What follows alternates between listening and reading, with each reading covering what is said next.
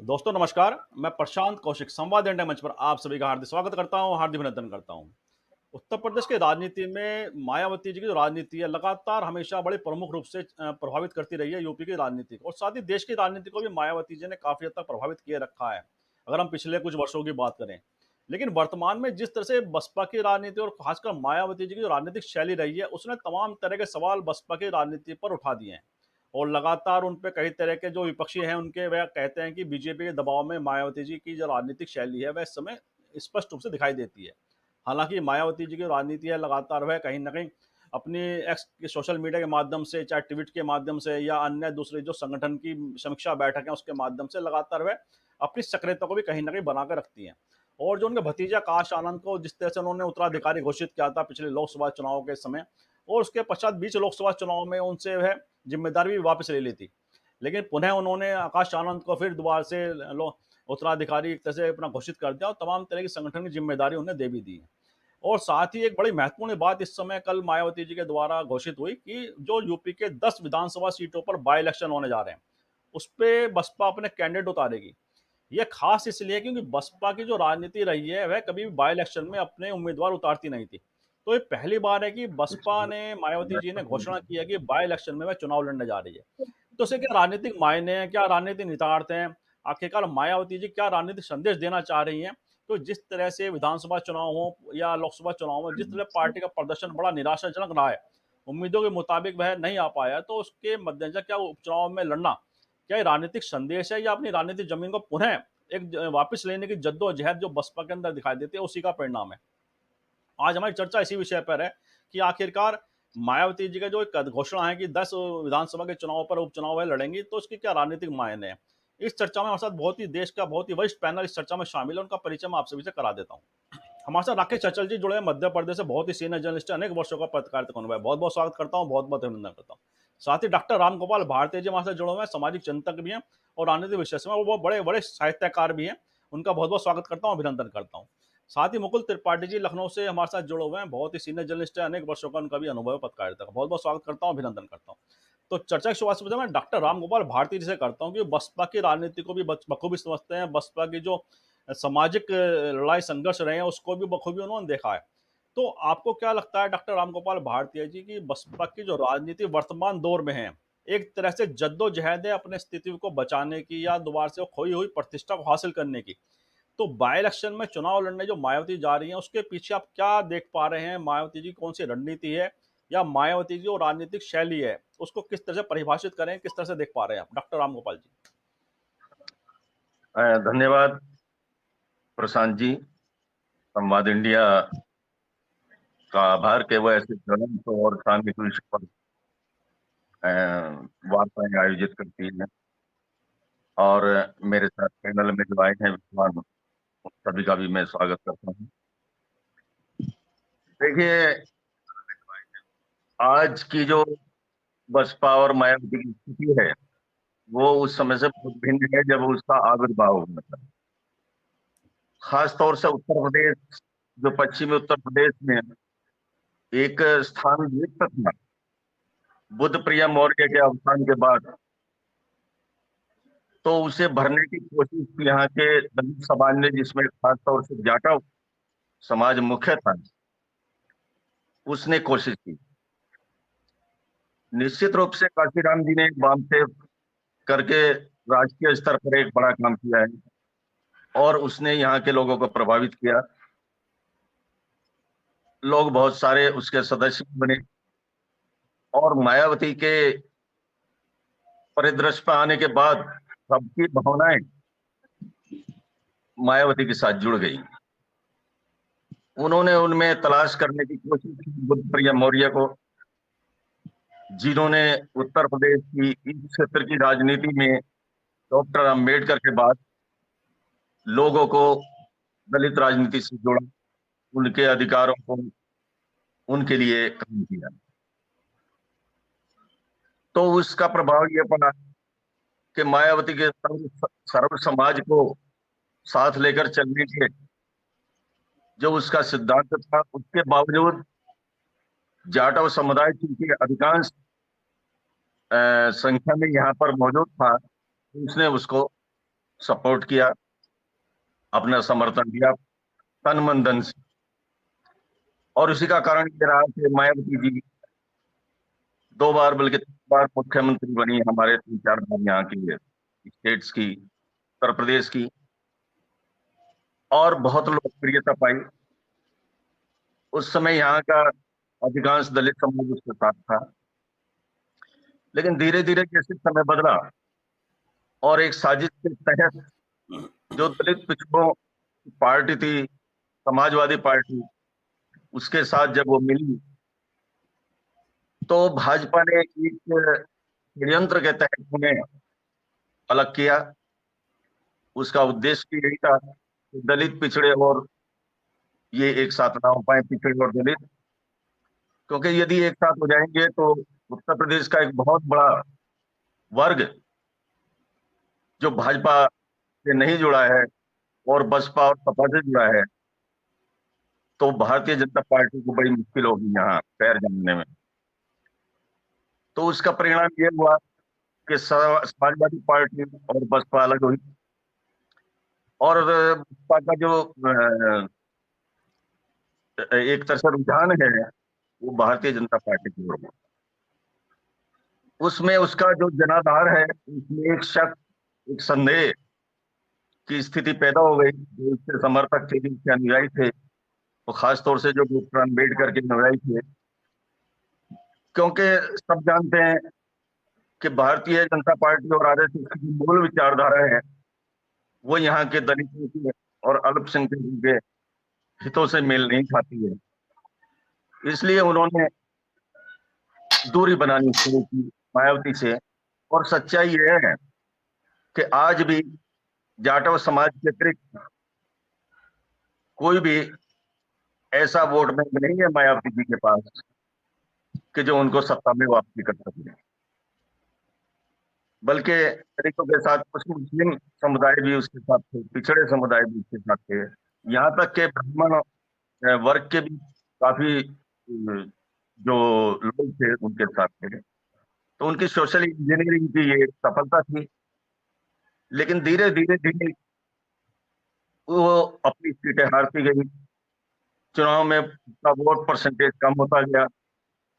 उसका केवल कारण ये रहा कि लोगों में एक ये धारणा बैठ गई कि मायावती जी अप्रत्यक्ष रूप से भारतीय जनता पार्टी का समर्थन कर रही हैं और ज्वलंत मुद्दों पर बोलने से कतराती हैं, कारण कुछ भी नहीं हो।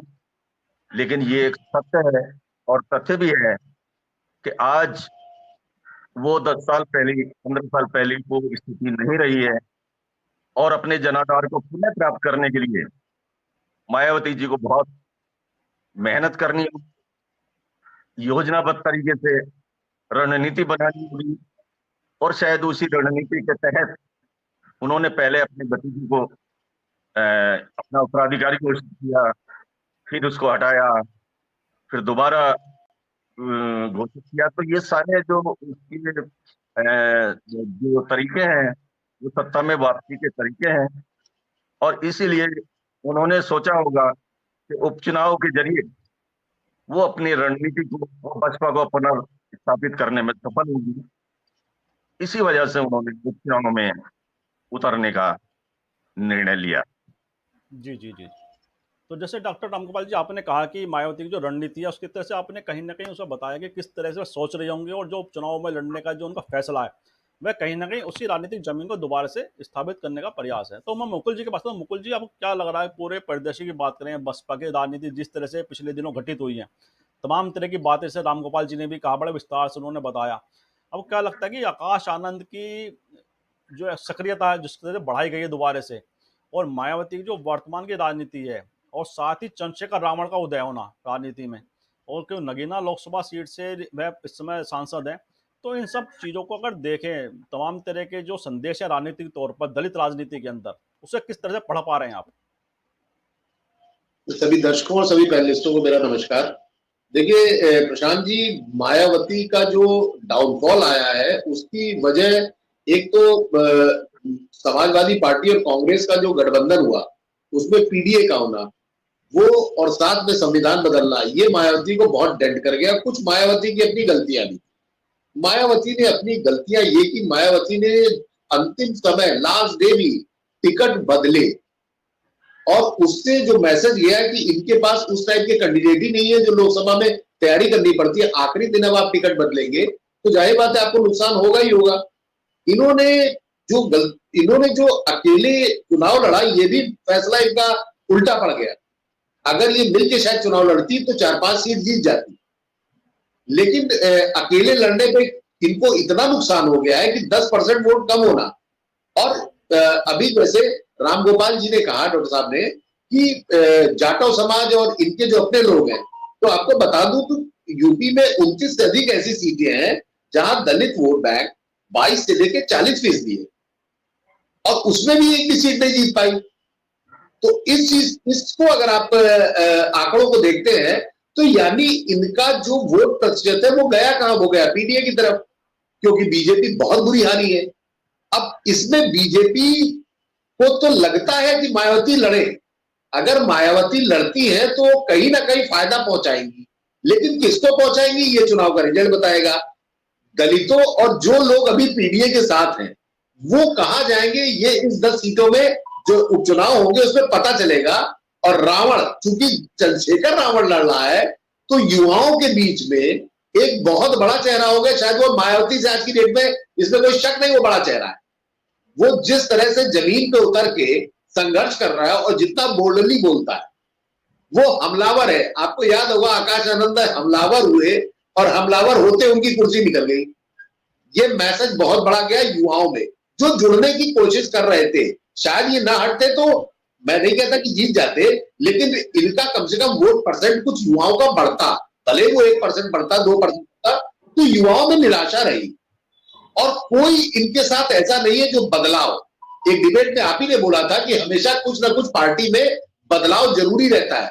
आप पार्टी को केंद्रीय जो मुख्य आपका चेहरा रहता है, जैसे मायावती, अखिलेश है, नरेंद्र मोदी, अमित शाह है, ये अपने निचले वर्करों को कोई ना कोई टारगेट देते हैं कि आप इस मुद्दे पे जाइए, आप इस मुद्दे पे जाइए, सड़क पे उतरिए। ऐसा बसपा में नहीं होता अमूमन। कितने दलितों का उत्पीड़न होता है वो आज की सरकार में भी हो रहा, पहले भी हो रहा था। लेकिन ऐसे पे अगर पार्टी ही नहीं आएगी तो फिर वो आपका जनाधार जाए कब तक रहेगा। जाटव समाज भी, अगर आज मायावती की ये स्थिति आई है तो उसकी दोषी काफी हद तक इनकी अपनी नीतियां हैं।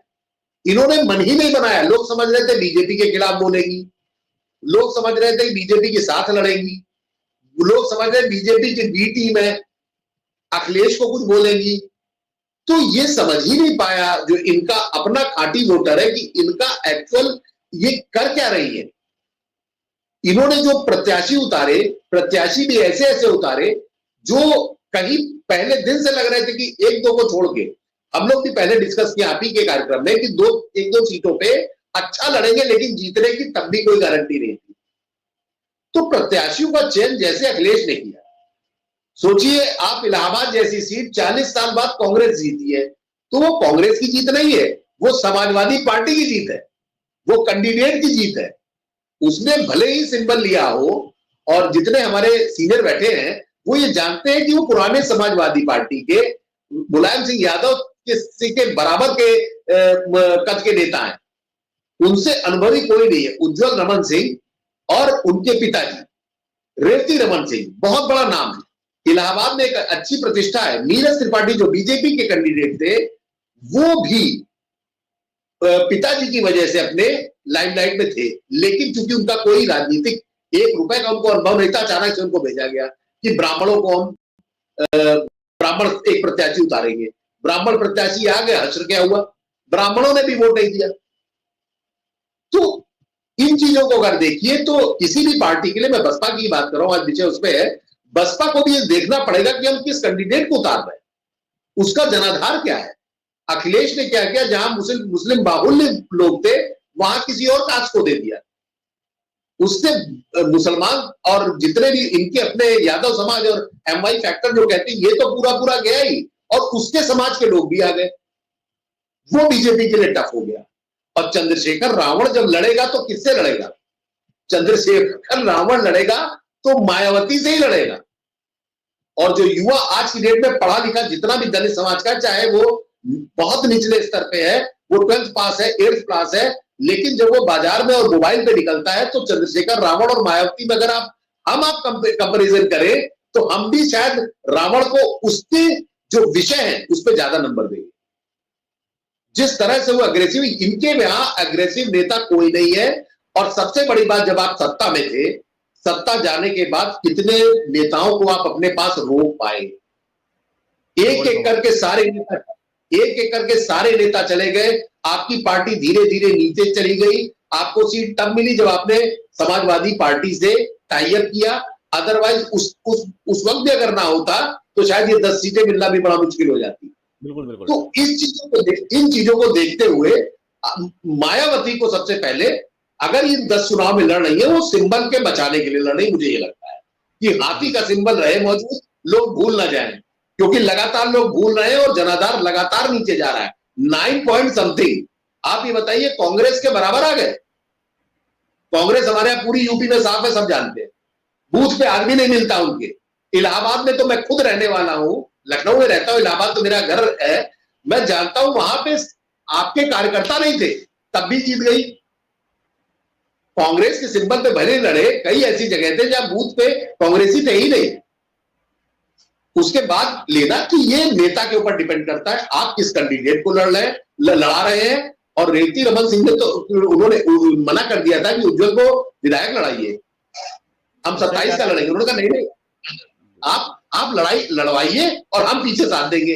उस पे वो कह के तब उन्होंने समाजवादी के बजाय कांग्रेस के उसमें रोका। 40 साल बाद जीतना एक बहुत बड़ा है। इसी तरह मायावती को भी अपने जो कार्यकर्ता है, जो जमीन से जुड़े हुए हैं, बजाय किसी बड़े, जो एक आरोप लगता है कि पैसा लेके टिकट और वो सब, वो छोड़ना पड़ेगा और खांटी कर्ताओं को सामने लाना पड़ेगा, तब मायावती का कुछ जनाधार बढ़ेगा। उसमें भी मैं नहीं मानता कि कोई सीट निकल पाएगी।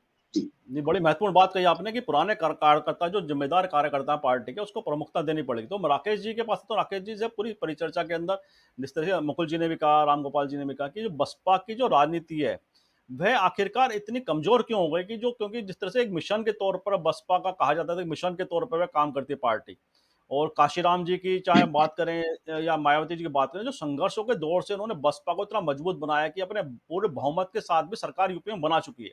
उसके बाद जिस तरह से डाउनफॉल शुरू हुआ पार्टी का, संभल नहीं आ रहा, मतलब संभल नहीं पा रहा है बिल्कुल बसपा के द्वारा। तो ऐसे कौन से मुख्य कारण आप पकड़ पा रहे हैं बसपा की राजनीति के, जो बसपा की जो परिस्थितियां आज जिस तरह से हैं राजनीति में, कि जो उनकी प्रमुखता हुआ करती थी, मध्य प्रदेश में भी आप बैठे हैं कि मध्य प्रदेश में बसपा का एक जनाधार रहा है, वह भी कमजोर हुआ है। तो आखिरकार मतलब किस वजह है, कौन सी ऐसी वजह है जो आप देख पा रहे हैं कि बसपा को जो राजनीतिक रूप से आज जो उन्हें पीछे खड़ा होना पड़ रहा है बार बार, और उसमें क्या सुधार वे कर सकते हैं? काश आनंद की जो भूमिका है उसको भविष्य के लिए किस तरह से देख पाते हैं आप? धन्यवाद प्रशांत जी। देखिए, अभी डॉक्टर साहब ने और त्रिपाठी जी ने बहुजन समाज पार्टी के अतीत के बारे में भी बता दिया और वर्तमान के बारे में बता दिया। क्योंकि मेरी भी गर्भनाल उत्तर प्रदेश में है, तो मैं रुचि रखता हूँ वहाँ की राजनीति में और लगातार संपर्क में भी रहने की कोशिश करता हूँ। तो उस बिना पर मैं ये कहना चाहता हूँ कि देखिए, एक तो देश काल और परिस्थिति सब बदल गई है। बहुजन समाज पार्टी जिस जमाने में शीर्ष पर थी, सत्ता में रही, और आज की तारीख में पूरा परिदृश्य, पूरे देश का परिदृश्य बदल गया है, राजनीति का चरित्र बदल गया है, राजनीति का मुहावरा बदल गया है, भाषा बोली सब बदल गई है। ऐसे में माननीय हमारी बहन जो है मायावती जी, उनके लिए राजनीति करना बहुत कठिन है। क्योंकि देखिए, राजनीति में उनके मुकाबले में जो जातीय गणित होता था वो तो था ही, अपनी जगह आज भी है। आज भी जैसे त्रिपाठी जी ने कहा कि अब पीडीए आ गया है, पहले वो शायद नहीं था, पहले वो दूसरा मुस्लिम समीकरण अलग तरीके से होता था। आज की तारीख में मायावती की सिट्टी पिट्टी गुम इसलिए है कि एक तो वो अर्थ से फर्श पर आ गई। उनका जो वोट प्रतिशत था वो 20% के लगभग होता था, वो घट के अब 9.35 9.35 रह गया है। और लोकसभा में आपकी उपस्थिति नहीं है। पिछली विधानसभा चुनाव में आपकी क्या दशा हुई वो पूरे प्रदेश में देखी है। तो उसके लिए जिम्मेदार तो और कोई नहीं है। देखिए, उसके लिए तो मायावती जी ही जिम्मेदार है।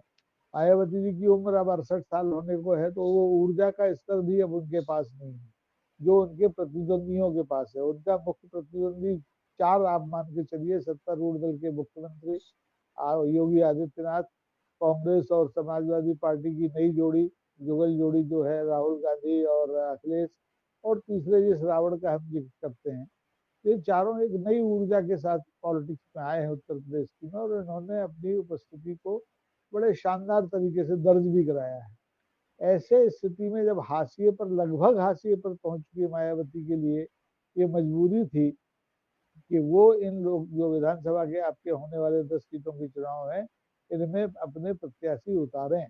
अगर वो अपने प्रत्याशी नहीं उतारती तो आप ये समझ लीजिए ये उनका पराभव का आखिरी वो जो बिंदु था वो हो सकता था, क्योंकि चुनाव में अगर आप उपस्थित नहीं हैं तो आप राजनीति में रहने लायक नहीं है। वामपंथियों का हम स्थिति देख चुके हैं। देश में एक जमाने में वामपंथी एक बड़ी ताकत हुआ करते थे, लेकिन अब वो चुनाव की राजनीति से धीरे धीरे धीरे धीरे पश्चिम बंगाल से लेके और बिहार सब जगह से गायब हो गए। मध्य प्रदेश में भी एक आध सीट वो जीतते थे, अब कहीं नहीं है। तो पहली शर्त है कि चुनाव की राजनीति में आप रहें, अपने बिखरते हुए मतदाता को रोकें और पुराना जो चला गया है आदमी उसको वापस लाएं। और तीसरा ये है कि आप युवा शक्ति के मन में क्या है उसके अनुरूप अपनी राजनीति को दिशा और दशा दें। तो इस समय जैसे रावण की आपने त्रिपाठी जी ने बात की, रावण की उम्र अगर मायावती ने शादी की होती, उसके बच्चे होते, तो रावण उनका बच्चे के बराबर ही होता। वो 56 में पैदा हुई और ये 86 में पैदा हुआ। तो अब इस 30 साल 3 दशक का जो अंतर है, इसकी राजनीति में जो उतार चढ़ाव आए हैं उनका विश्लेषण करके मायावती के लिए बहुत जरूरी है कि वो अगर अपनी पार्टी के लिए और अपनी राजनीति के लिए कुछ करना चाहती हैं तो नए सिरे से रणनीति बनाए। देखिए देश में 2 ही महिलाएं हैं जो राजनीतिक दल चला रही हैं, उधर ममता बनर्जी चला रही है, इधर हमारी मायावती जी चला रही है, दोनों बहनें। लेकिन मायावती के मुकाबले ममता बनर्जी आज की राजनीति में ज्यादा प्रासंगिक रही, क्योंकि देखिए गठबंधन की जब राजनीति हुई तो उन्होंने अपने ढंग से कहीं ना कहीं एडजस्ट किया और वो कामयाब भी हुई। आज भी वो उस गठबंधन की राजनीति से अलग दूर जाके खड़ी नहीं है, छिटकी जरूर है लेकिन दूर खड़ी नहीं हुई है, जब मौका आता है मिल जाती है। मायावती से एक गलती तो ये हुई कि 2024 के लोकसभा चुनाव में वो किसी गठबंधन में शामिल नहीं हुई, उन्होंने अकेले लड़ने का फैसला किया और उसका जो नतीजा आना था वो आ गया। तो अब स्थिति ये है कि मायावती जी ने एक नया तुरुप चला है, और मैं तो शुभकामनाएं दूंगा कि उन्हें एक आध सीट इस लोग उपचुनाव में मिलना चाहिए, जिससे उनकी पार्टी, उनके पार्टी के कार्यकर्ताओं में आत्मविश्वास का अंकुर दोबारा से फूटे। मायावती की वहाँ जरूरत है। उत्तर प्रदेश की राजनीति में आप देखिए जिस ढंग की वहाँ राजनीति है उसमें मायावती का होना बहुत जरूरी है। मायावती अगर नहीं होंगी तो उनके नेतृत्व में जो समाज था, हमारा बहुजन समाज जो भी उस समय था 1977 से लेके और पिछले 2019 तक, उस समाज को एक नेतृत्व की तो जरूरत है। अगर मायावती नहीं आएंगी तो कोई रावण आ जाएगा, कोई रावण नहीं आएगा तो कोई विभीषण आ जाएगा, कोई ना कोई तो आएगा। तो उस शून्य को भरने के लिए मायावती के पास ये आखिरी मौका है कि वो इस उपचुनाव में भी मेहनत करें, जीतें, और इस उपचुनाव के बाद जो भी चुनाव हो उसमें भी सक्रियता के साथ चुनाव की राजनीति में अपने आप को प्रमाणित करने की कोशिश करें। अन्यथा मुझे लगता है कि 2024 का जो वर्ष है बहुजन समाज पार्टी के समापन का वर्ष होगा। इसके बाद उन्हें उत्तर प्रदेश में शायद ही कोई नमस्कार करे। जी जी, जी, जी, जी। तो जैसे बड़ी मैं आपने कहा कि बसपा के लिए क्या आवश्यक है और जो चुनौतियाँ उनके सामने हैं, वह ऐसी खड़ी हैं कि उनके अस्तित्व की प्रतिष्ठा का उनका सवाल बन चुका है कि कैसे उसे वह रिटेन करें अपनी पोजीशन को दोबारा से यूपी की राजनीति में। और यूपी की राजनीति के लिए बड़ा महत्वपूर्ण है बसपा का भी कहीं न कहीं उपस्थित रहना। तो मैं डॉक्टर रामगोपाल भारती जी बताऊँ, भारती जी आपको क्या लगता है कि बसपा कहाँ पिछड़ गई? क्या वह जो पीढ़ियों में बदलाव होता है, मैं हमेशा कहता हूँ जब समाज में पीढ़ियाँ बदलती हैं, तो राजनीति भी बदलती है। क्योंकि पीढ़ी दर पीढ़ी एक सामाजिक सोच बदलती है व्यक्ति की, उसकी जो राजनीतिक प्रति जो सोच होती है वो भी बदलती है, दृष्टिकोण बदलता है। क्या बसपा उसको एड्रेस करने में विफल रही? जो युवा पीढ़ी राजनीति में सक्रिय हो रही है दलित समाज की या इस तरह के जो कमजोर वर्ग है उनकी जो युवा पीढ़ी है बड़ी हो रही है, वह वर्तमान दौर की राजनीति को देख रही है, नरेंद्र मोदी जी की, राहुल गांधी जी की, अखिलेश यादव जी की राजनीति को देख रही है। तो काशीराम जी का मायावती का संघर्ष उन्होंने नहीं देखा कि किस तरह से बसपा को उन्होंने खड़ा किया, गली गली घूमकर, पैदल पैदल घूमकर। तो जो युवा पीढ़ी है, क्या उसको संवाद करने में, उनसे कनेक्ट करने में बसपा पिछड़ गई? आज उन्हें राजनीतिक रूप से नुकसान हो रहा है, ये बड़ा कारण है, क्या लगता है आपको? बिल्कुल सही कहा आपने प्रशांत जी, और राकेश जी ने भी बिल्कुल सही कहा कि जब समय बदलता है, परिवर्तन होता है, तो देश काल परिस्थिति के अनुसार ही रणनीति बनानी पड़ती है। जैसे कांग्रेस ने अपनी रणनीति बदली, समाजवादी पार्टी ने अपनी नीति बदली, भारतीय जनता पार्टी तक ने अपनी नीतियां बदली। नए संदर्भों में वो कंप्यूटराइज हो गए, वो बिल्कुल ऑनलाइन बात करते हैं अपने कार्यकर्ताओं से। और आज पुराना समय नहीं रहा कि आप कागज पे पढ़ के भाषण दें और पुरानी जो चुनाव नीतियां हैं उन पर चलते रहें। रणनीति में बदलाव बहुत जरूरी है। जब समय बदलता है तो अस्त्र शस्त्र नए हो जाते हैं चुनाव में लड़ाई के। आज की तारीख में सोशल मीडिया और अपने आईटी सेल पूरा कंट्रोल कर रहा है पूरे देश की जनता को, और उसमें बसपा पिछड़ गई है। आपने देखा भारतीय जनता पार्टी ने बहुत सारे युवाओं को इस काम में लगाया, और समाजवादी पार्टी ने मुलायम सिंह के स्थान पर अखिलेश जी आ गए, वो युवा चेहरा है। कांग्रेस में भी सोनिया गांधी के बजाय या जो अध्यक्ष जी हैं वो बुजुर्ग हैं, लेकिन नया चेहरा राहुल गांधी के रूप में सामने आया। और जितने भी पार्टियां परिदृश्य में सफल हुई, उनमें अपेक्षाकृत जो युवा चेहरा है, जैसे आप कह सकते हैं ये जो चंद्रशेखर आजाद है, रावण उर्फ रावण, इसका भी चेहरा युवा सामने गया। तो मायावती ने इस प्रयोग को नहीं किया, और आकाशवाणी को बहुत बाद में लाई, जब उन्हें यह दिखाई दे गया कि नई पीढ़ी और पुरानी पीढ़ी का संघर्ष जो है सत्ता के लिए, इसमें काफी अंतर होता है। तो अब कागज पढ़कर भाषण देने का समय नहीं है, न ही अब आपको ये कहने का समय है कि कांग्रेस ने डॉक्टर अम्बेडकर को ये किया वो किया। जो आज का युवा है वो तो नई चीज चाहता है, नए तेवर चाहता है।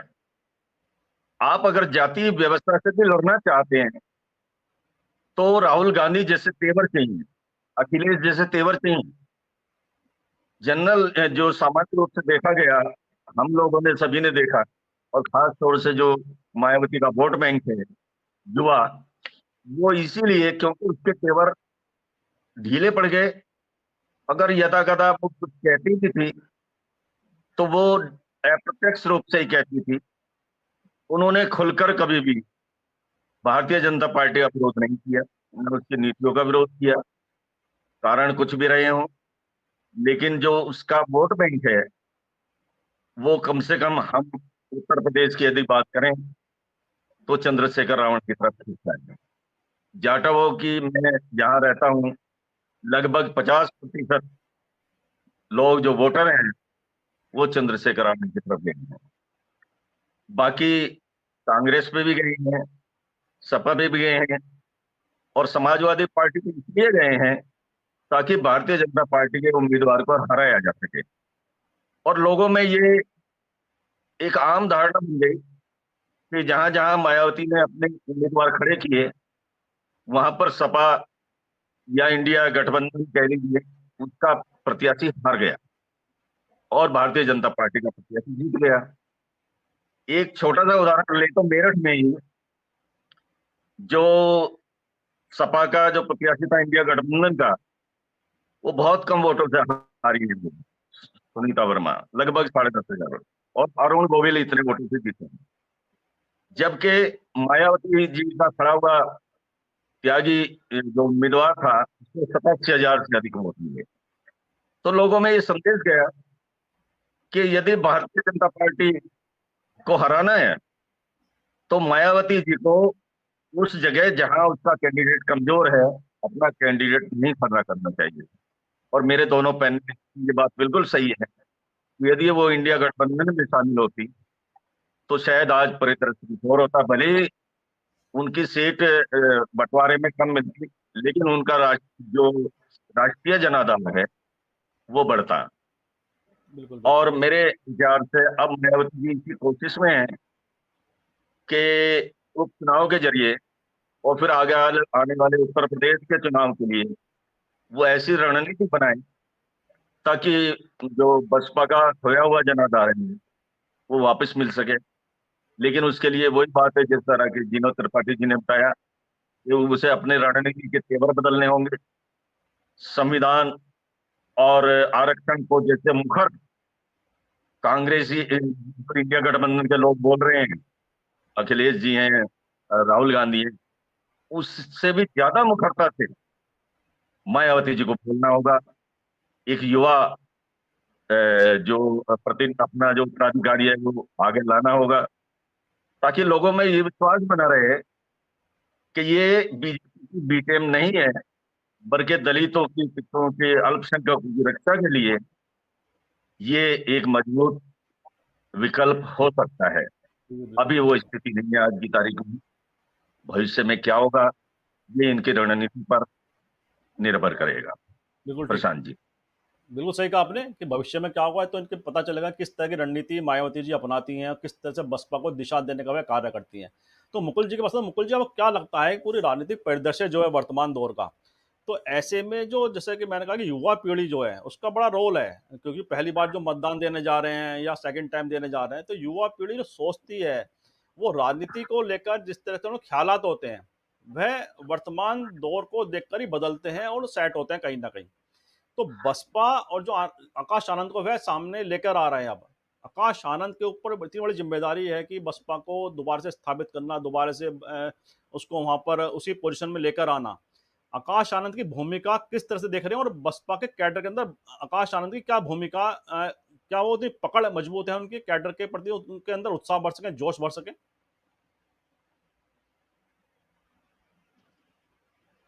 प्रशांत जी देखिए, किसी भी पार्टी को का जब चरम होता है वो मायावती का बीत चुका है। मायावती आप देखिए जब एकदम चरम पे थी तो उस वक्त 2000, मैं आपकी बात कर रहा हूं 4 की, तब इनके पास 19 सांसद थे।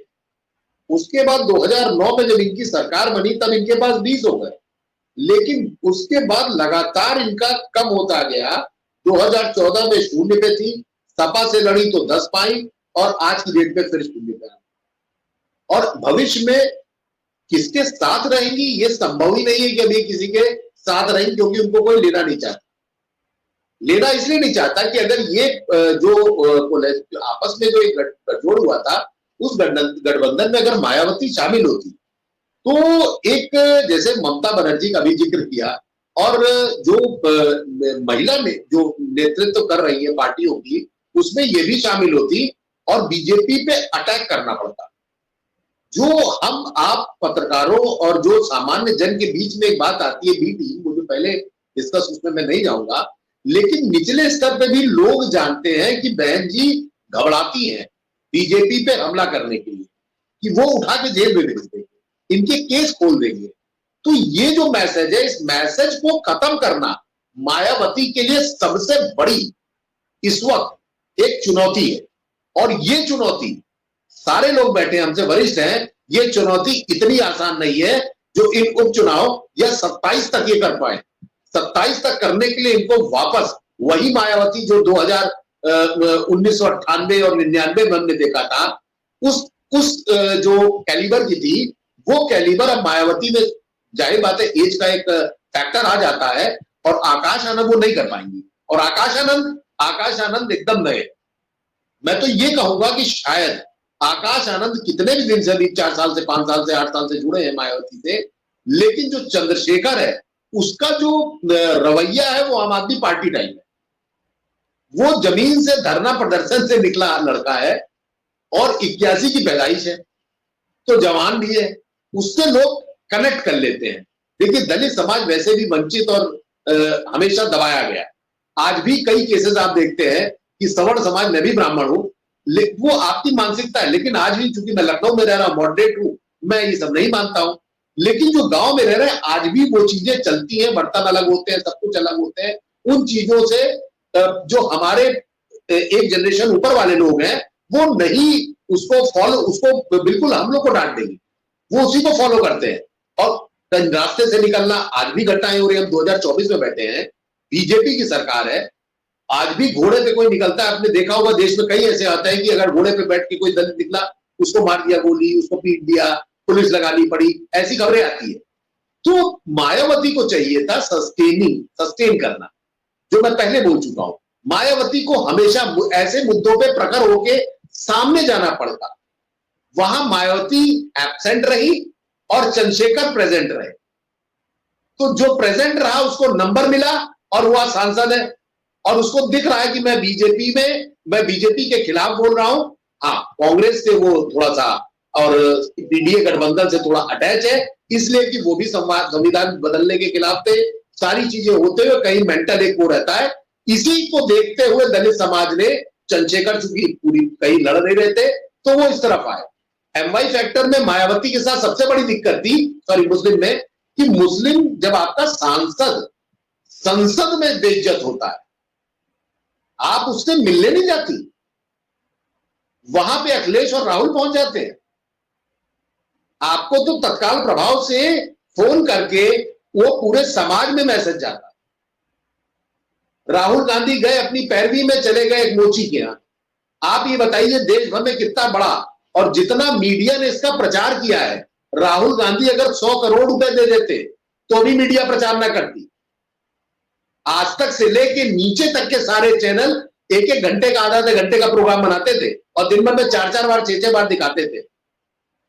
क्या ये लाइमलाइट किसी को मिल पाता है? इसे कहते हैं मौके पे चौका मारना। और जो भी अगर कोई नेता है उसको ऐसे इवेंट, आप इसे इवेंट कहिए चाहे मदद करिए, आज की जो बीजेपी की सरकार है उसमें हम लोग इवेंट मानते हैं कि मोदी जी अचानक जाते उतर के हाथ हिलाने लगे, कहीं किसी की बोतल उठाने लगे, वो इवेंट होता है। लेकिन अगर आप गए और आपने उसकी मदद की तो उसको इवेंट में नहीं माना जाएगा कि जाते दूसरे दिन आपने उसको एक मशीन भिजवा दी। अब आपने एक बार बैठ के उससे बातचीत की, उससे कोल्ड ड्रिंक पी, वो आपको पूरा मीडिया ने दिखाया। राहुल गांधी का उसका एक विजन दिखाया कि वो किस तरह का है, दलितों में एक मैसेज दिखाया। उसके दूसरे तीसरे दिन आपने जो है मशीन भिजवा दी। उसकी जो भी कॉस्ट रही, उस आदमी की औकात नहीं थी कि वो खरीद पाता।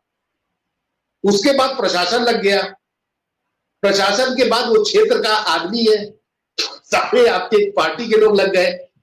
आज वो जिस जूते को सिला वो भी सुनते हैं कि 10 लाख या 20 लाख में उसकी बोली लग रही है। तो ये आपने ऐसा इवेंट किया जो बीजेपी को अच्छा नहीं लगेगा, और यहां पे मायावती फेल हो गई। आप दलित को अगर किसी भी, आप 1 करोड़ में अगर एक आदमी को अगर आप कुछ ऐसी राहत देते हैं, ये मैसेज 50 लाख 60 लाख जो नहीं है उनको मैं नहीं जानता, जो टीवी नहीं देखते, लेकिन 50-60 लाख लोगों के पास जाता है, और वो जाके 90 लाख हो जाता है वर्बली, माउथ पब्लिसिटी। तो जो दिखता है वो दिखता है। आज की डेट में जमाना, जैसे अभी बोला गया कि सोशल, अब 2019 में तो मायावती ट्विटर ज्वाइन करी है। तो जब ट्विटर ही आप इतना लेट ज्वाइन करेंगे तो आपके समाज के जो पढ़े लिखे लोग हैं वो कैसे आपसे कनेक्ट हो पाएंगे? आज हर आदमी के पास ट्विटर है, इंस्टाग्राम है।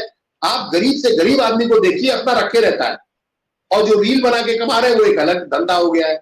तो लड़के हो चाहे लड़कियां हो, सब पॉलिटिकली बहुत अवेयर है, और मायावती इसमें बहुत पिछड़ चुकी है। और इसको अगर कोई ओवरसीड करेगा तो ये करेगा चंद्रशेखर। आकाश आनंद को अगर ये लाती है तो आने वाले इन 10 चुनाव में आकाश आनंद को कितनी बड़ी चोटी लगा ले, ये इससे नहीं उभर पाएंगे। उनको एक्सपीरियंस चाहिए, और उनको अभी ये पूरे यूपी में जितने आपकी विधानसभा है उसको नहीं टहले होंगे।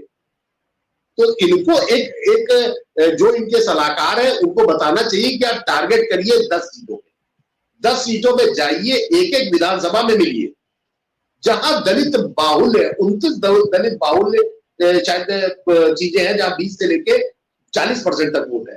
तो जहां आपका समाज ज्यादा है, जहां आपकी जीतने की गुंजाइश है, आप वहां टारगेट करिए, तब आपको सफलता मिलेगी। वो भी हाल फिलहाल नहीं मिलने वाली, उसके लिए लंबी मेहनत करनी पड़ेगी।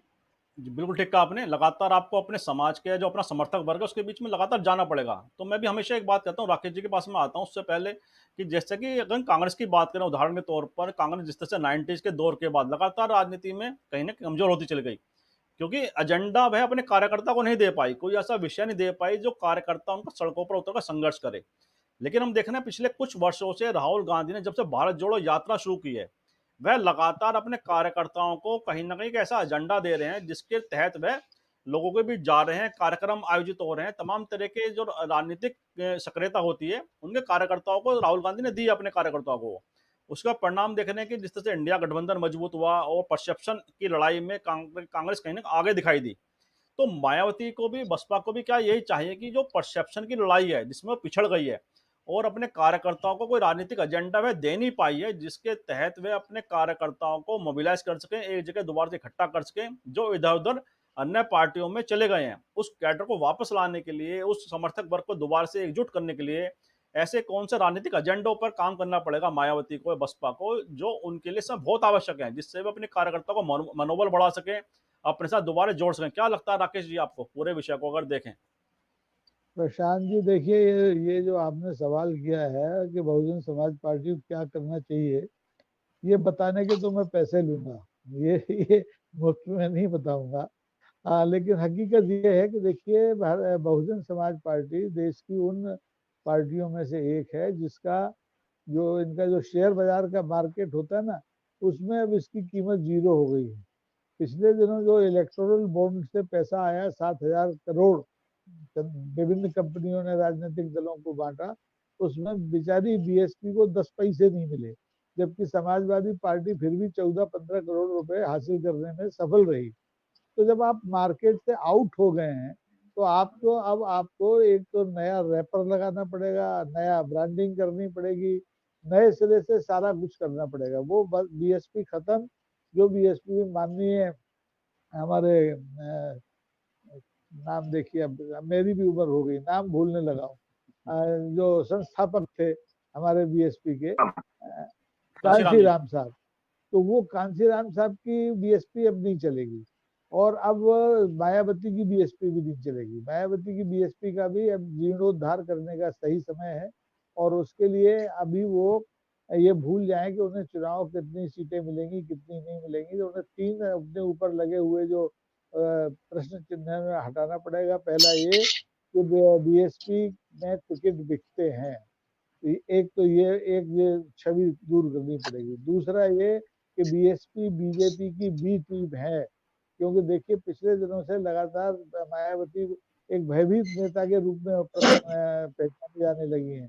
तो उनको लगने लगा कि ये ईडी सीबीआई के डर से मुंह ही नहीं खोली लगातार, जबकि उनके पास ये अवसर था 2 विधानसभा चुनाव में, 17 के और 22 के में, कि वो बीजेपी के खिलाफ जमकर बोलती तो हो सकता है कहीं ना कहीं खड़ी दिखाई देती। तो एक तो भयभीत नेता की छवि से मुक्ति होने पाना है, दूसरे बिकाऊ पार्टी की छवि से मुक्ति पाना है, और तीसरे जो आपने कहा कि जो चले गए वो तो लौट के नहीं आएंगे, लेकिन जो नए कार्यकर्ता हैं उनका आपको नई खेती करनी है। उसके लिए चाहे आप भतीजे को तैयार करें, चाहे भाई को करें, चाहे दूसरे दलों में जो लोग हैं उनको बुलाएं, चाहे ब्राह्मण लाएं, चाहे यादव लाएं, कोई भी लाएं।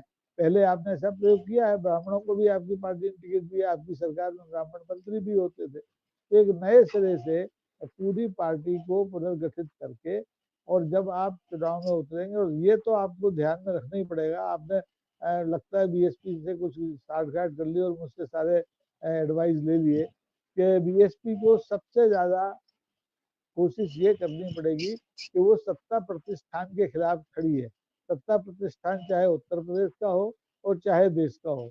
जब वो सत्ता प्रतिष्ठान के खिलाफ बोलना शुरू करेंगी, सत्ता प्रतिष्ठान के खिलाफ सड़कों पर लड़ना शुरू करेंगी, तो मुमकिन है कि उनको फिर से भारत की राजनीति में, उत्तर प्रदेश की राजनीति में थोड़ा सा पांव रखने का जगह मिल जाए।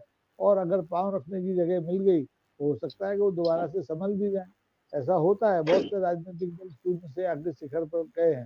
भारतीय जनता पार्टी 2 सीटों से हुई थी एसटी में, और आज देखिए आप 240 पे, 303 पे भी गई थी। तो असंभव कुछ नहीं है राजनीति में, लेकिन यह है कि आपका जो सिक्का है, जो फिट चुका है, जो खोटा साबित हो चुका है, उसे बदलना होगा। और नए ब्रांडिंग के साथ अगर आप चुनाव की राजनीति में उतरते हैं, तो मैं शुभकामनाएं बीएसपी को दे सकता हूँ। जी।